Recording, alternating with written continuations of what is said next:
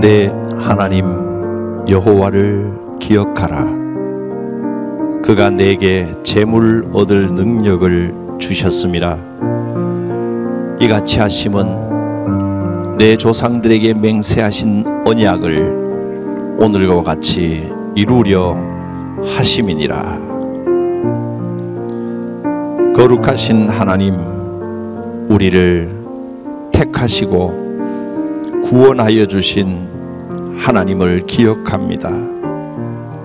우리의 삶을 인도하시고 모든 것을 이끄시며 이 땅에서 살아가는 모든 것과 또 재물 얻을 능력도 하나님께서 주셨음을 믿습니다. 오늘도 말씀을 배우며 여호와 하나님을 잊어버리지 않고 주님의 규례를 마음의 신비에 깊이 새기게 하옵소서. 예수님의 이름으로 기도드립니다. 아멘.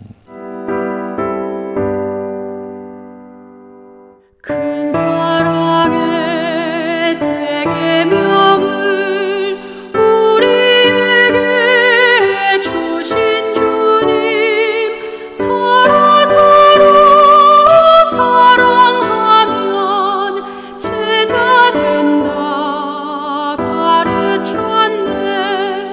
그 연약한 제자들을 끝날까지 사랑하고 함께 찬송 부르시며 감난산을 오르셨네.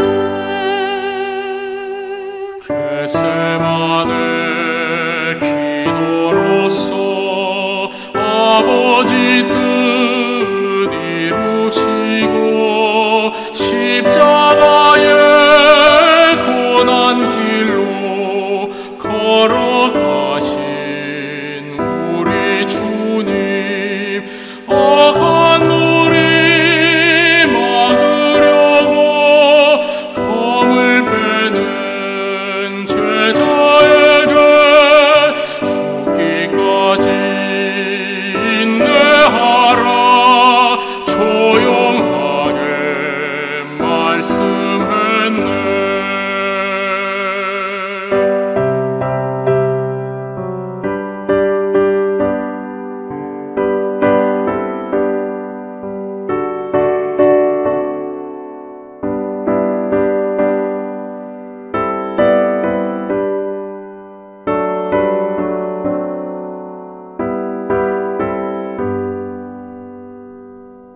우리 위해 기도하신 주의 뜻을 이루도록 우리 모두 주 안에서 하나 되게 하옵소서.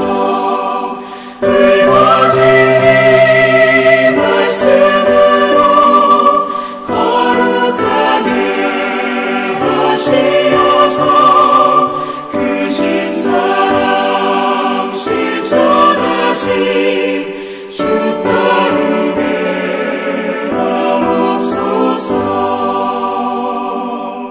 아멘.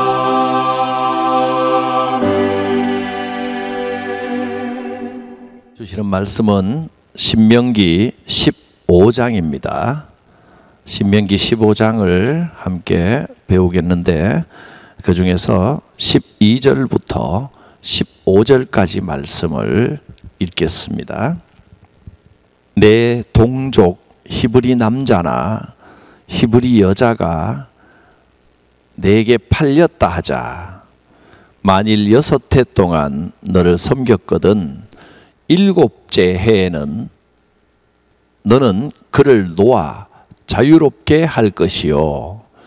그를 놓아 자유롭게 할 때에 빈손으로 가게 하지 말고 내 양무리 중에서와 타작 마당에서와 포도주 틀에서 그에게 후히 줄지니 곧 내 하나님 여호와께서 내게 복을 주신 대로 그에게 줄지니라. 너는 애굽 땅에서 종되었던 것과 내 하나님 여호와께서 너를 속량하셨음을 기억하라. 그것으로 말미암아 내가 오늘 이같이 내게 명령하노라. 아멘. 신명기, 오늘로서 이제 신명기 12번째 시간입니다. 오늘 15장을 함께 살펴볼 텐데, 이스라엘 백성들에게 7이라고 하는 것은 어떤 삶의 한 주기를 형성하고 있는 것을 보게 됩니다. 7. 이스라엘 백성들에게 의미 있는 숫자가 12, 7 이런 숫자가 굉장히 의미가 있습니다. 뭔가 좀 한 단락을 매듭짓고 또는 뭐 꽉 찼다라는 이런 느낌입니다. 12는 아시다시피 이스라엘 지파가 12지파고 예수님의 제자가 12제자고 뭔가 한 단위를 이렇게 좀 매듭짓는 그런 만수라고 보통 부릅니다. 만수, 가득 찼다라는 뜻입니다. 7은 완전하다는 의미를 가지고 있는 그런 뜻입니다. 온전해졌다, 가득 찼다, 이런 느낌을 많이 가지고 있는데 7이라고 하는 숫자의 의미가 큽니다. 이스라엘 백성들은 누군가에게 뭔가를 빌려줘도 기한이 7은 그러니까 완전 시수이기 때문에 이 기한이 7입니다. 7. 기한이 차면 무효가 되는 겁니다. 누구에게 돈을 빌려줘도 6년 동안 돈 빌려줄 수 있지만 7년째에는 빌려준 게 없던 걸로 돌아가는 겁니다. 6년까지만 유효합니다. 누군가에게 이 백성들 중에 너무 가난해서 종으로 팔리는 경우도 가끔 있었던 것 같습니다. 종이 되어도 종의 기한도 6년입니다. 7년째는 무조건 없던 걸로 돌아가야 돼. 면제해 줍니다. 그게 면제년에 대한 규례입니다. 면제함. 1절과 2절을 보면 내 동족 히브리 남자 히브리 여자 남자든 여자든 너에게 팔렸다고 치자.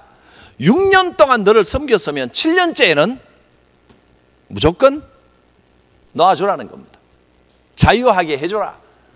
그리고 빈손으로 가게 하지 말고 어떻게 하라 그랬어요? 빈손으로 가게 하지 말고 뭔가 후하게 손에 줘서 보내라. 양이든지 뭐 곡식이든지 뭐든지 하여튼 후하게. 그러니까 이 6년 동안 종이 돼서 너를 섬겼다 할지라도 6년간 너를 섬긴 것을 당연하다고 생각하지 말고 6년 동안 네가 그 사람에게 선물을 받았다 하는 마음으로 나갈 때 7년째에는 조건 없이 무조건 면제시켜 주고 그냥 보내지 말고 후한 선물까지 그러니까 선물이라기보다는 감사하는 마음을 가지라는 거예요. 감사 선물.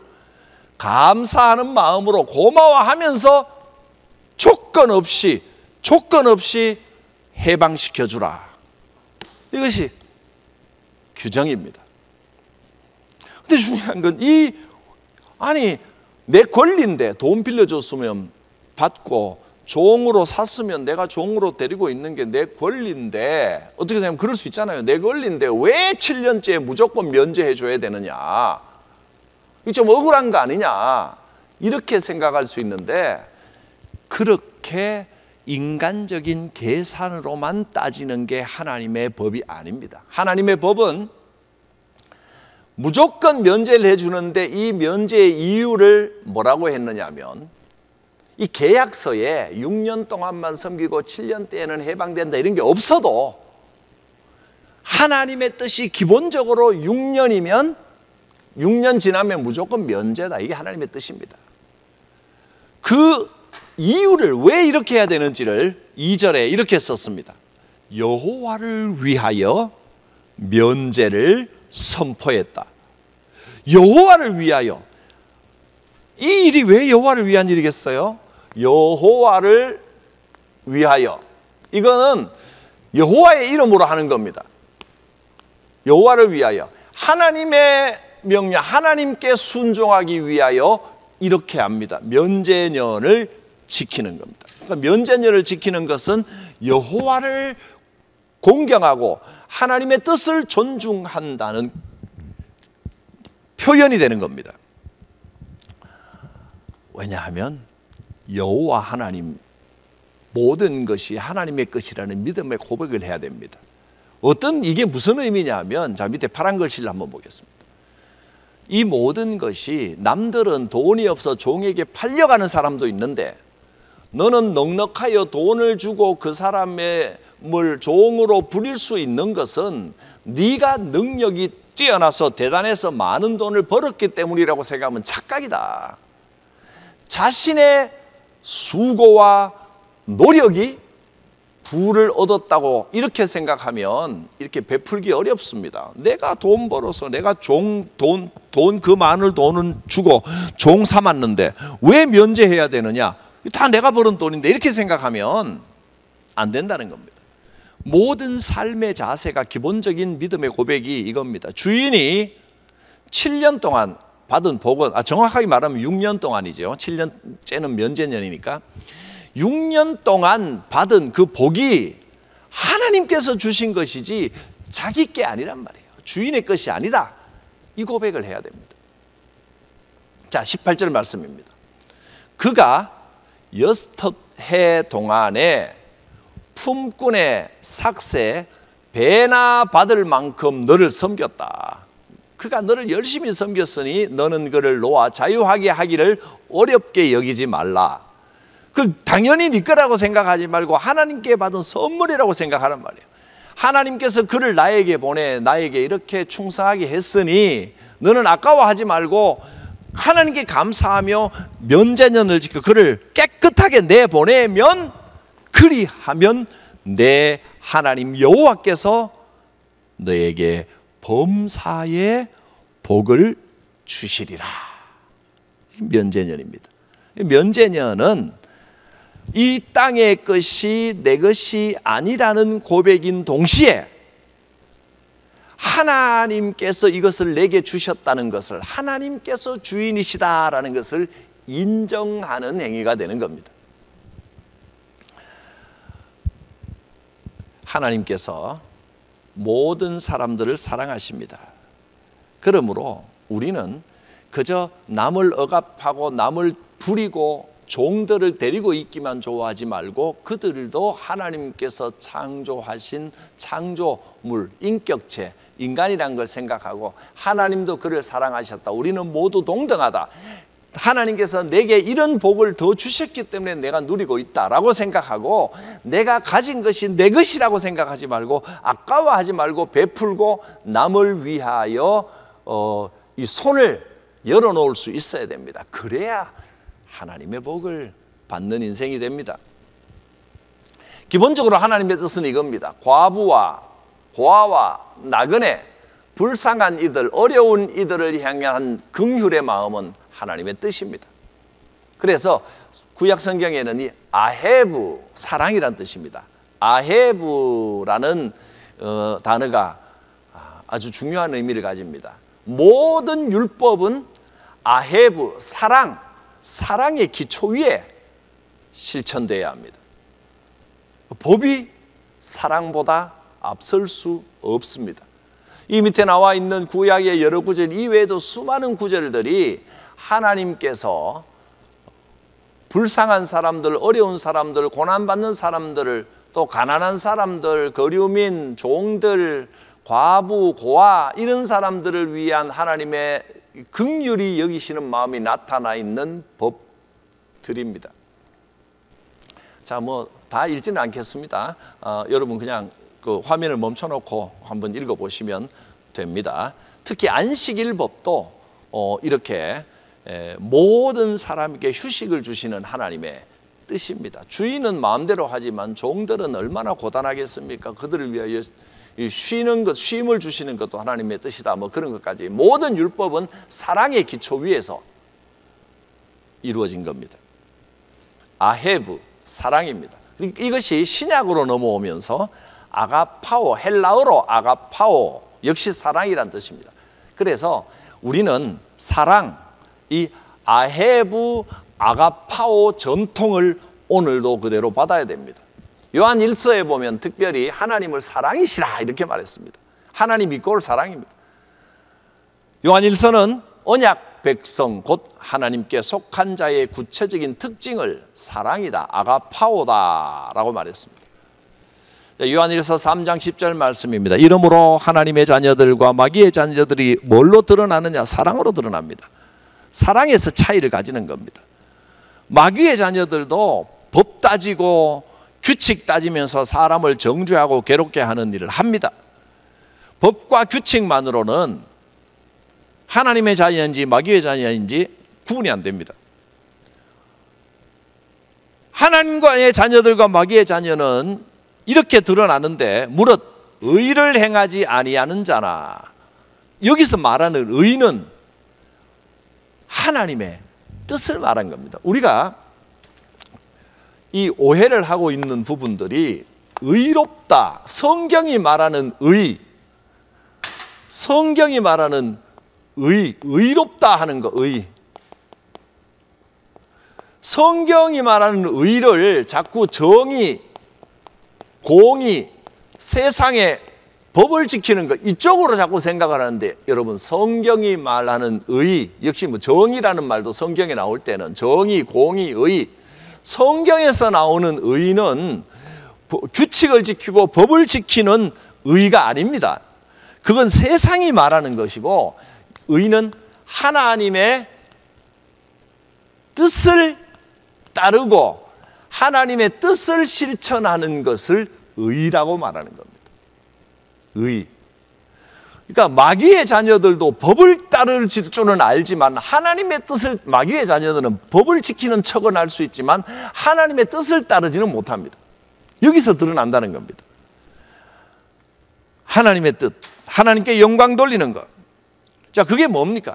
계속 봅니다. 요한일서 3장 10절. 이러므로 하나님의 자녀들과 마귀의 자녀들은 여기서 드러나는데, 어디서 드러나느냐 하면 무릇 의를 행하지 아니하는 자, 즉 하나님의 뜻을 행하지 아니하는 자, 또는 그 형제를 사랑하지 아니하는 자는 하나님께 속하지 아니하니라. 즉 여기서 요한 1서에서 보면 하나님의 뜻, 의를 뭐라고, 하나님의 뜻을 행하지 아니하는 자, 의는 곧 사랑이라. 사랑이 하나님의 뜻이고 사랑이 의라고 말하는 겁니다. 참된 의는 무조건 법을 지키는, 뭐 법은 좋은 겁니다만은 법이 이거 있죠. 자비가 없는 법, 자비가 빠져버린, 자비롭지 않은 법.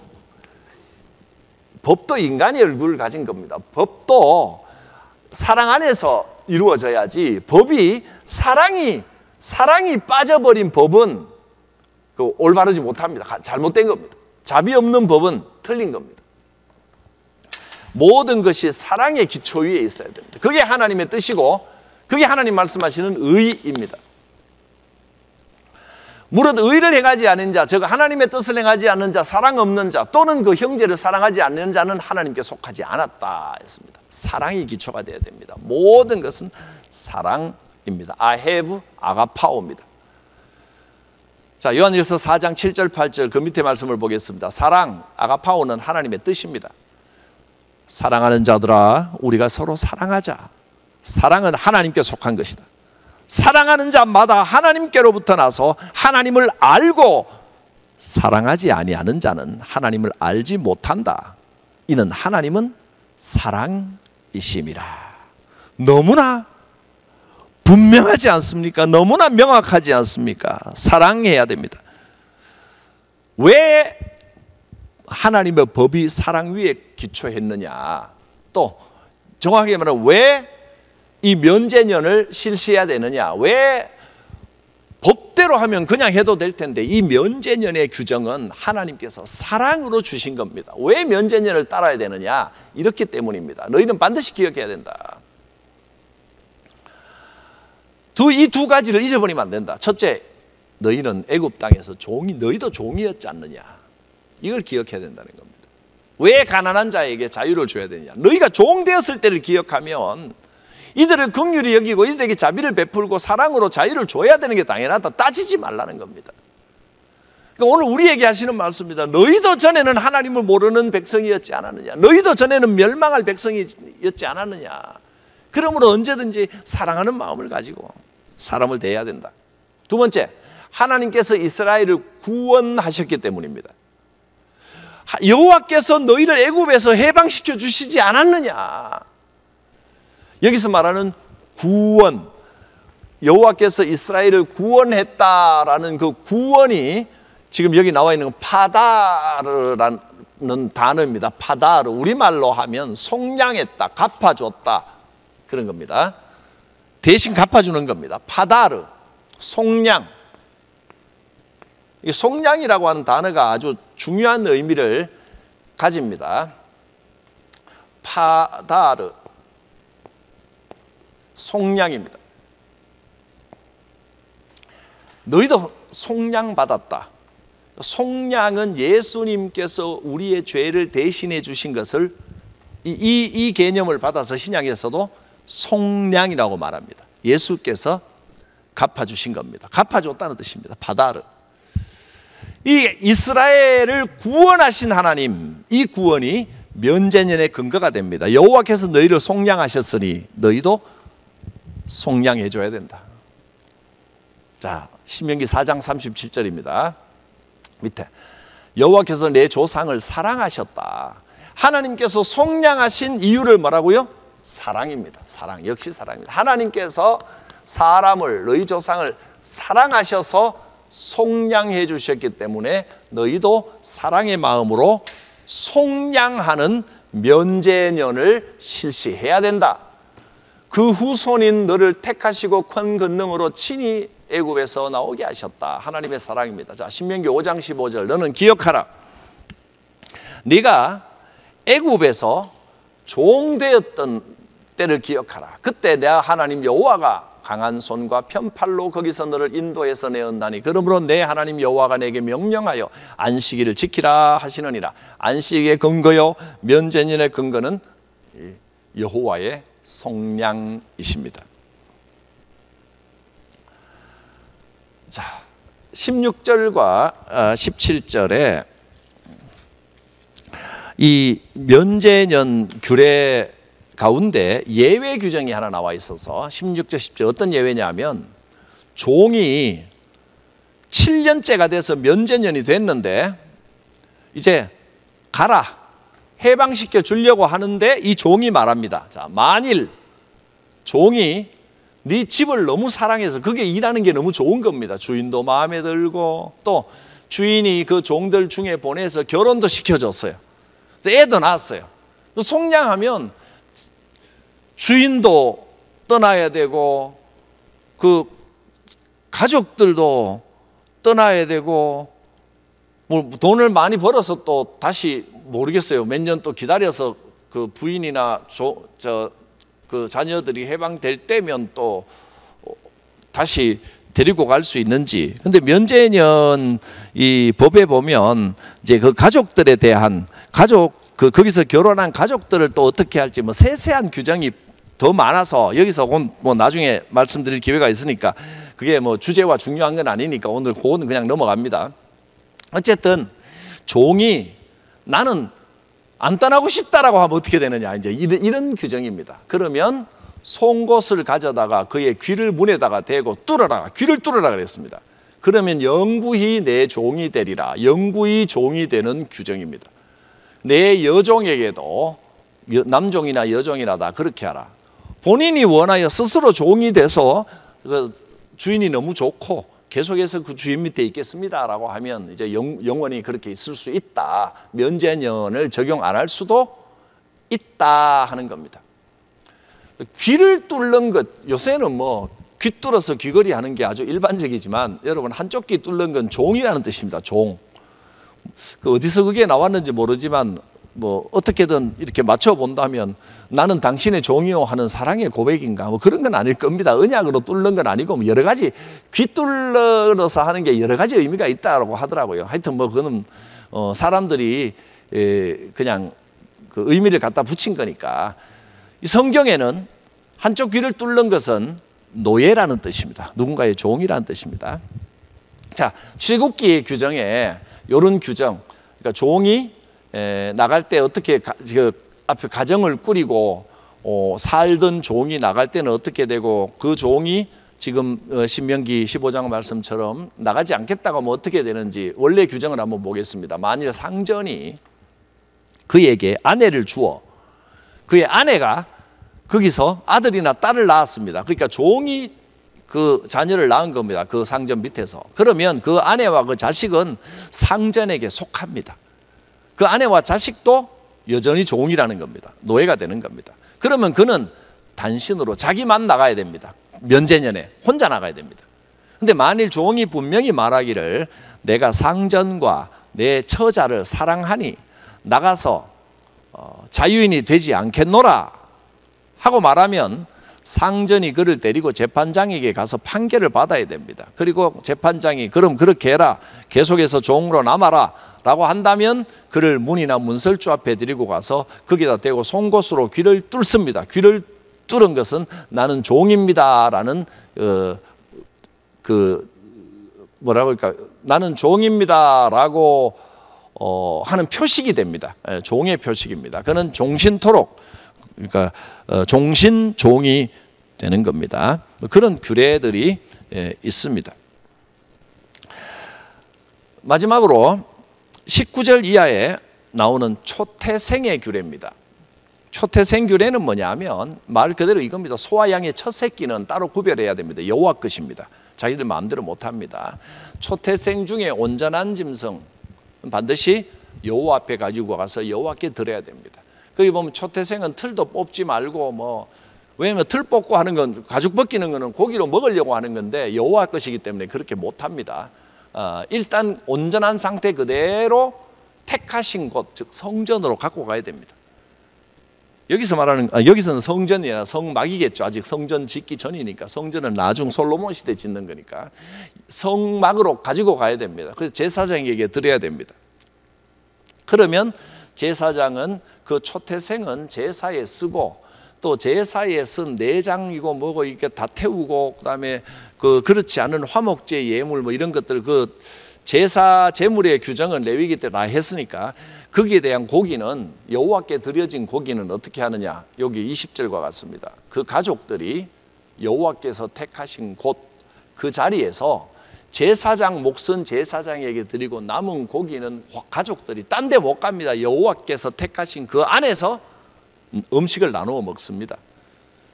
이거 보면 교회에서 예배 드리고 식사하는 것도 중요한 주의를 지키는 중요한